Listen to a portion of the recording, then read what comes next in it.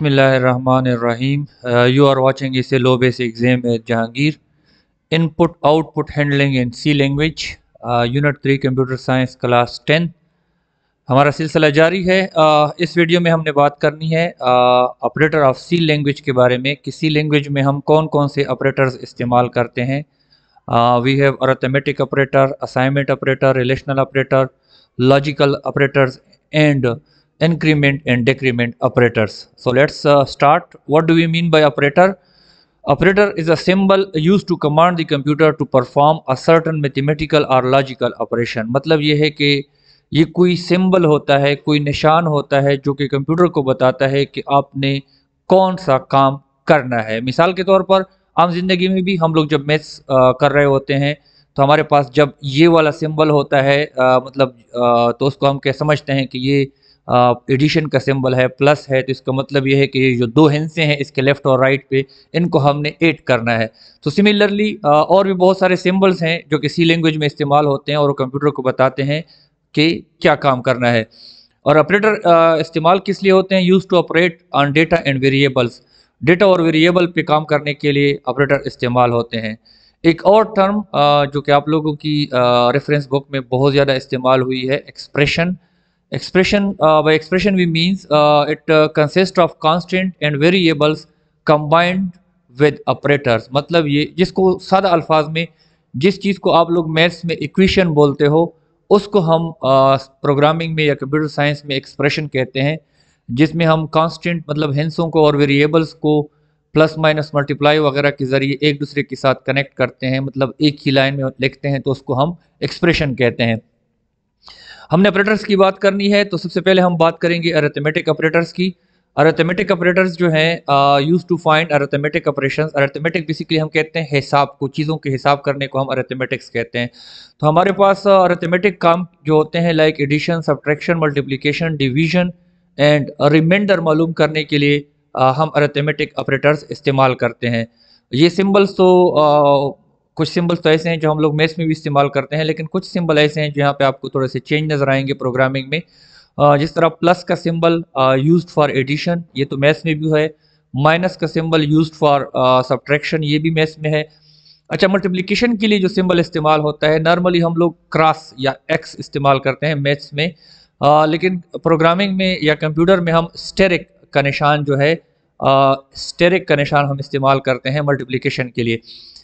इसी तरह आप लोग जो है जब मैथ्स में डिवीजन करते हो तो डिवीजन के लिए या तो बटा का निशान इस्तेमाल करते हो या सीधी लाइन होती है ऊपर और नीचे एक नुक्ता होता है तो उसको हम डिवीजन का सिंबल कहते हैं। लेकिन कंप्यूटर में या प्रोग्रामिंग में हम स्लैश का सिंबल यूज़ करेंगे डिवीजन के लिए। सिमिलरली परसेंट का निशान जो है वो हम रिमाइंडर, इसका आप लोगों का मैथ्स में आप लोगों ने शायद कभी नहीं किया होगा कि हमसे कहा गया हो कि किसी क्वेश्चन में कि इसका रिमाइंडर मालूम करोगे, लेकिन प्रोग्रामिंग में इसका बहुत ज़्यादा अहम रोल है।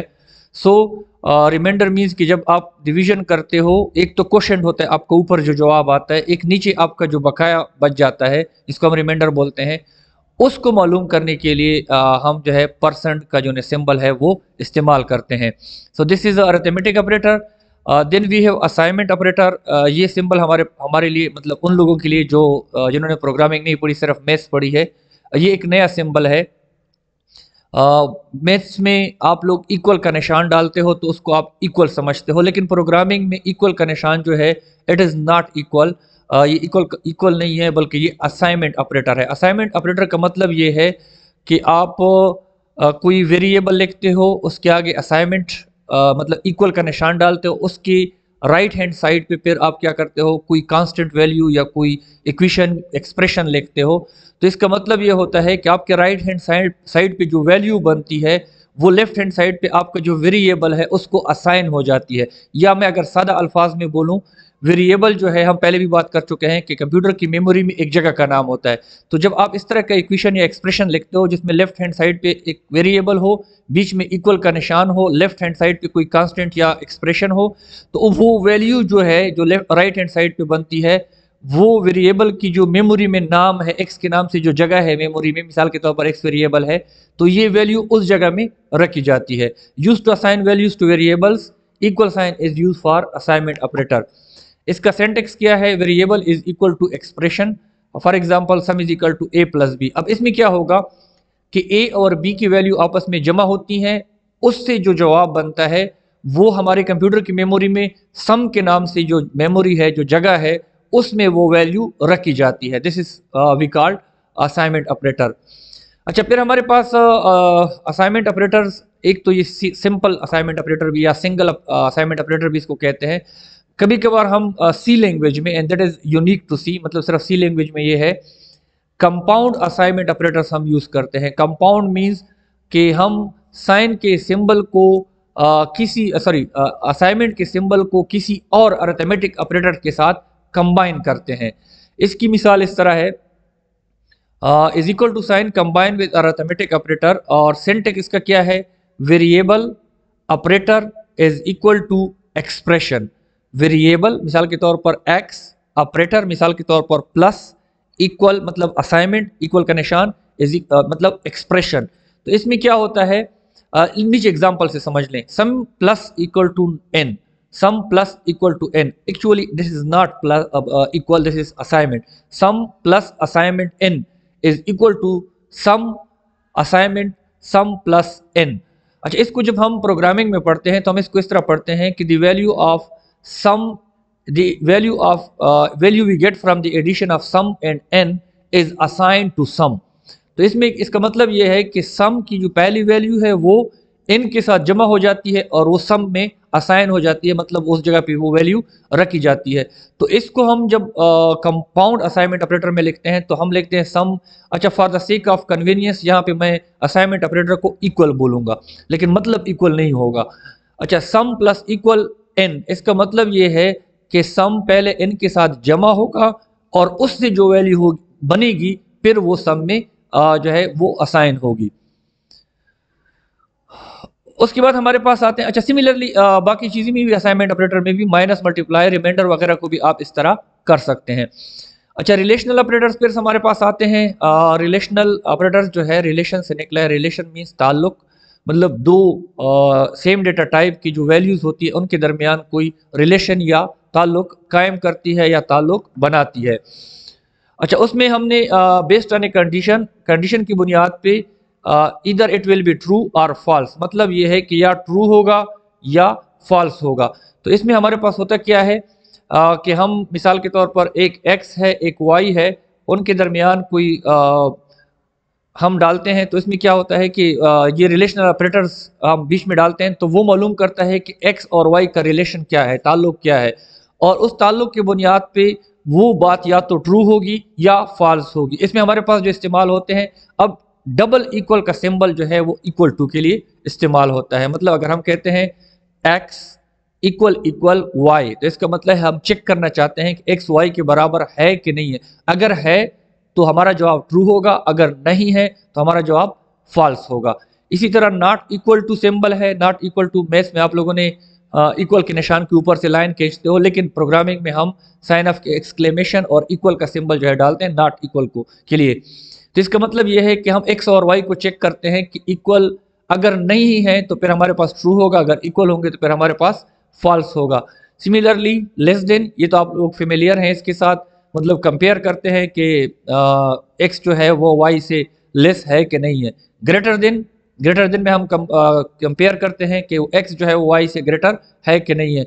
इसी तरह लेस देन और इक्वल टू, ये सिंबल भी थोड़ा सा आप लोगों के लिए चेंज होगा। मैथ्स में हम लेस देन का जो सिंबल है उसके नीचे एक लाइन डालते हैं जिसको हम लेस देन और इक्वल टू पढ़ते हैं, लेकिन प्रोग्रामिंग में लेस देन और उसके आगे इक्वल का साइन जो है ना डालेंगे तो इसका मतलब लेस देन और इक्वल टू होगा। सिमिलरली हमारे पास ग्रेटर देन और इक्वल टू का सिंबल भी इसी तरह इस्तेमाल होता है। So these are relational operators.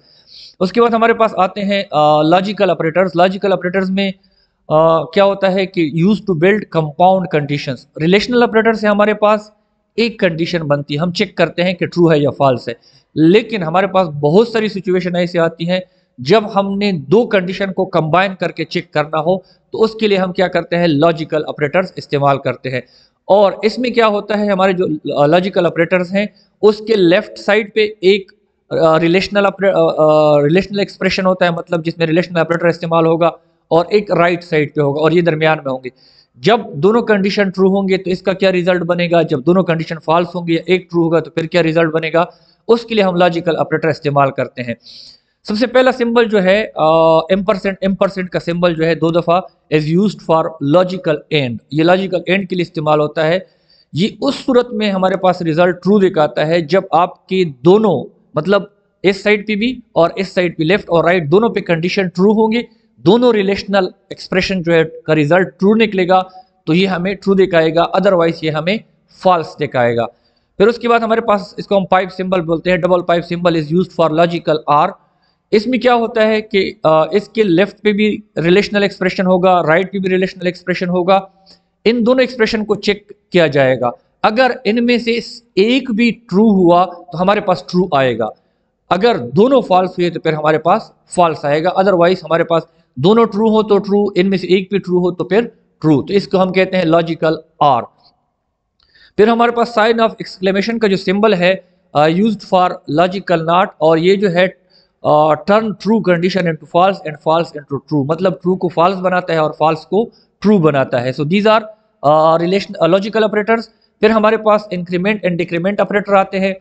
Increment के लिए हम प्लस प्लस सिंबल यूज करते हैं और ये हमारी वेरिएबल की वैल्यू जो है उसको 1 इंक्रीमेंट करती है, मतलब एक ज्यादा करती है। मिसाल के तौर पर आप x की वैल्यू 5 है और आप लिखते हो x प्लस प्लस, तो इसका मतलब है कि x की वैल्यू को एक बढ़ाओ तो फिर वो 5 से 6 हो जाती है। सिमिलरली डिक्रीमेंट ऑपरेटर जो है इसके लिए माइनस माइनस का सिंबल यूज होता है और ये वैल्यू को एक कम करती है। मिसाल के तौर पर आप लिखते हो x माइनस माइनस, तो इसका मतलब है कि अगर x की वैल्यू 5 है तो माइनस माइनस उसको एक कम करेगा, उसको 4 कर देगा। Plus plus if increase x before evolution and x plus plus evolute first then increase. अच्छा, इसमें क्या होता है, हमारे पास प्रोग्रामिंग में हम कभी कभार प्लस प्लस एक्स लिखते हैं और कभी कभार x प्लस प्लस लिखते हैं। तो इसमें डिफरेंस ये है कि जब प्लस प्लस पहले आएगा, प्रीफिक्स में आएगा, मतलब प्रीफिक्स मीन्स पहले आएगा, तो x की वैल्यू पहले बढ़ेगी और जिस इक्वेशन में इस्तेमाल हुआ है वो बाद में अमल करेगा, जबकि x प्लस प्लस में पहले वो एक्सप्रेशन काम करेगा और फिर बाद में जो है x की वैल्यू को एक बढ़ाएगा। So these are increment and decrement operator. So we have discussed operators in C language. Thanks for watching. Any question can be asked in comments. If you want to suggest something for the improvement of video or content, it will be highly appreciated. मिलते हैं next video में, अपना बहुत ज़्यादा ख्याल रखिएगा। अल्लाह हाफिज़।